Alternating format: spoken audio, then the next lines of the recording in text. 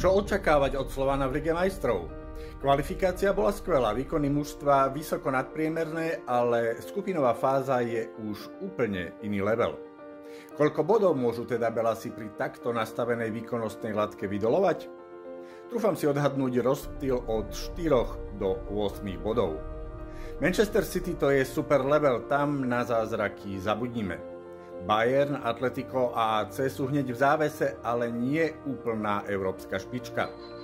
Jeden bodík by bol malým zázrakom, ale napríklad doma proti Rossoneri sa môže pritrafiť.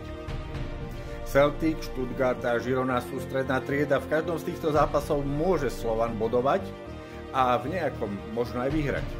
Už a Záhreb by mohol byť pred vypredaným tehelným polom asi najzdolateľnejšou prekážkou. Umiestnenie do 28. priečky nie je pri tejto matematike úplnou fantasmagóriou, tak teda držíme palce a nech zázraky z tehelného pola pokračujú.